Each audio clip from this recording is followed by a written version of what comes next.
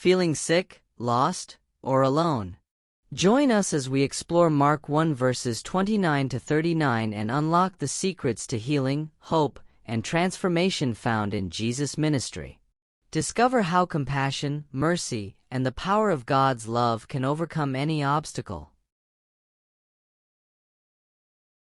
A reading from the Holy Gospel according to Mark.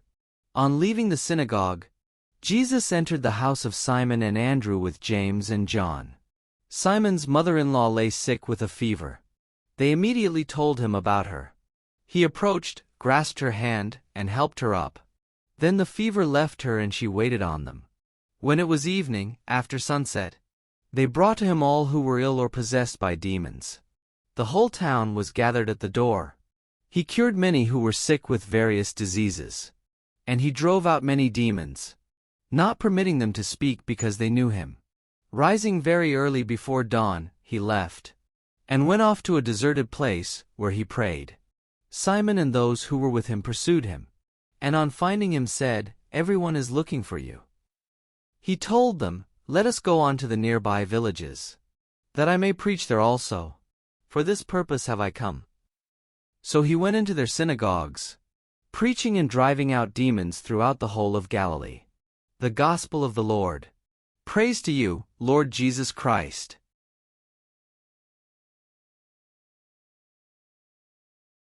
As the sun dipped below the horizon on that Sabbath day, casting long shadows over Capernaum, Jesus' actions resonated with the vibrant hues of hope and compassion. Let us delve into Mark 1 verses 29 to 39 and glean its timeless message for our lives today. Imagine the anxious faces of Simon and Andrew rushing to Jesus after witnessing his power in the synagogue. Their concern for Simon's mother-in-law, burning with fever, mirrored the love radiating from their master. Jesus, ever sensitive to human suffering, didn't hesitate. He entered their home, a sacred space transformed by his presence. Taking her hand, a gesture brimming with empathy, he raised her up. The fever vanished, replaced by renewed strength. This simple act wasn't merely a physical healing. It was a tangible expression of God's boundless love, flowing through Jesus to touch a life in need. News of this miracle spread like wildfire. By nightfall, the entire town gathered at the door, their burdens etched on their faces. The sick, the possessed, all craved a touch of the divine. Jesus didn't turn them away.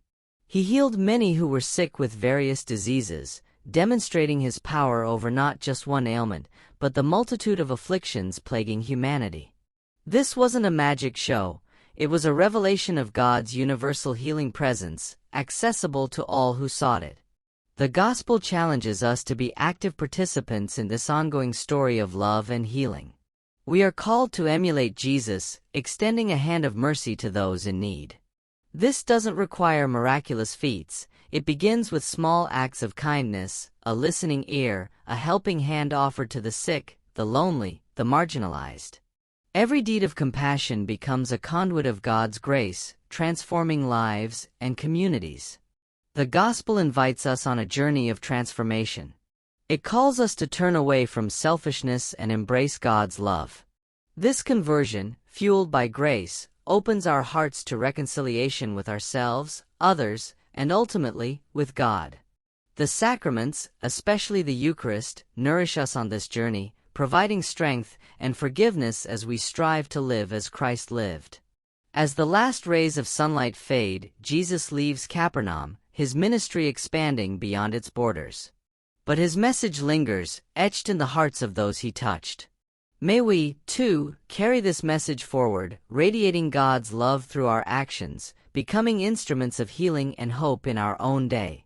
Remember, the power that raised Simon's mother-in-law resides within us all, waiting to be unleashed through faith and compassion. Let us go forth, then, and be the gospel lived, radiating Christ's light in a world yearning for his touch.